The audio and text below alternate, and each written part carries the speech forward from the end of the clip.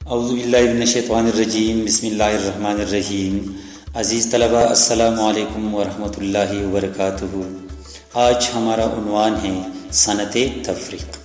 تو آئیے پہلے علم بدیع کے بارے میں جانتے ہیں۔ لفظ بدیع کا مادہ با، دال اور عین ہے، جس کے لغوی معنی ہے نیا، نئی چیز، عجیب چیز یا موجود اور بنانے والا یا عجیب کام کرنے والا، جبکہ اصطلاح میں اس سے مراد وہ علم ہے جس سے بلیغ کلام کو خوبصورت بنانے کے طریقے معلوم ہوں۔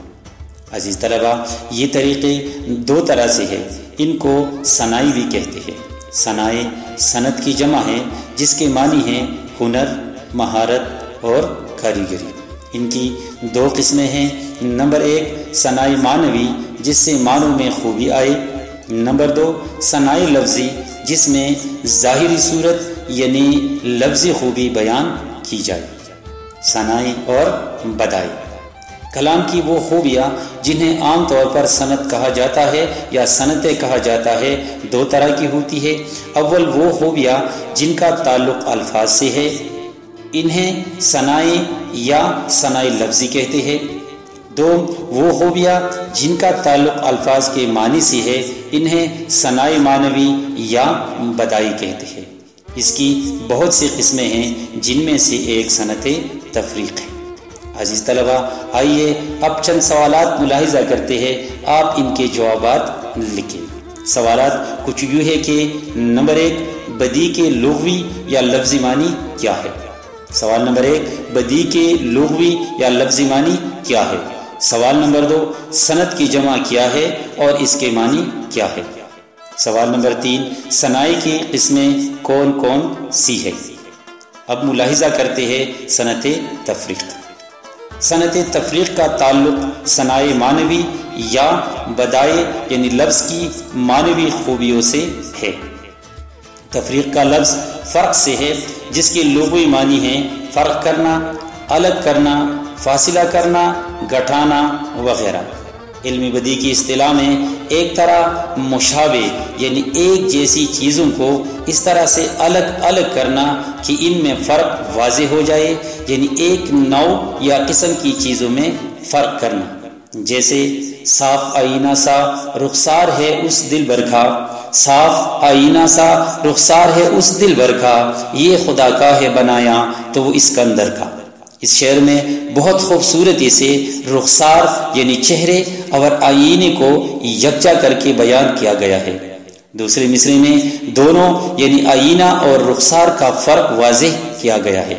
یا یہ شعر ملاحظہ کیجیے، عشق میں نسبت نہیں بلبل کو پروانے کے ساتھ، عشق میں نسبت نہیں بلبل کو پروانے کے ساتھ، وصل میں وہ جان دے یہ ہجر میں جیتی رہے۔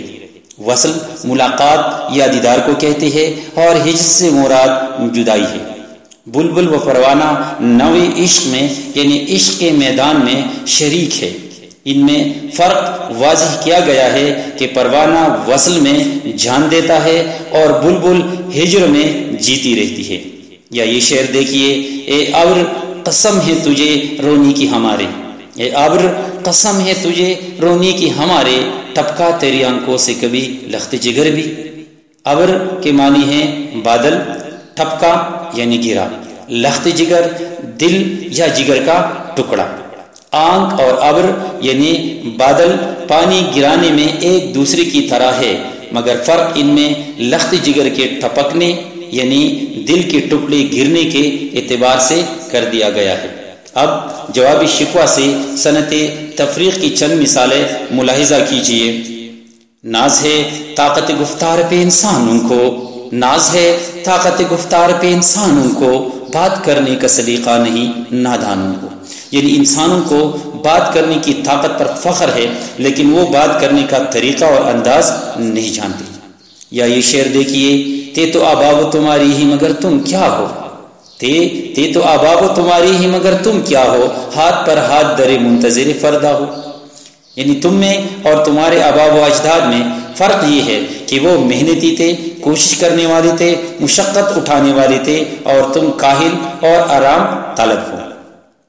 یہ شعر دیکھیے، وہ زمانے میں معزز تھے مسلمان ہو کر، وہ زمانے میں معزز تھے مسلمان ہو کر، اور تم خوار ہوئے تارک قرآن ہو کر۔ وہ یعنی تمہارے آباء و اجداد اس لیے زمانے میں معزز عزت والے تھے کہ وہ پکے مسلمان تھے، اور تم اس لیے خوار ہو کہ تم نے قرآن کریم کو چھوڑا ہے۔ یہ شعر بھی ملاحظہ کیجئے، بت شکن اٹھ گئی باقی جو رہی بتگر ہے، بت شکن اٹھ گئے باقی جو رہی بتگر ہے، تھا براہیم پدر اور پسر حاضر ہے۔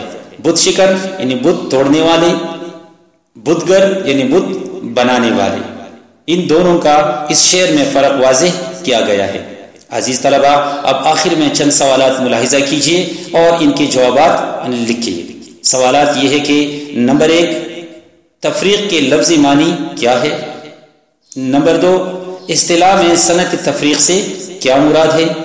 اور نمبر 3، صنعت تفریق کی 2 شعری مثالیں لکھیے۔ عزیز طلبہ، اس کے ساتھ اجازت دیجیے، اللہ حافظ۔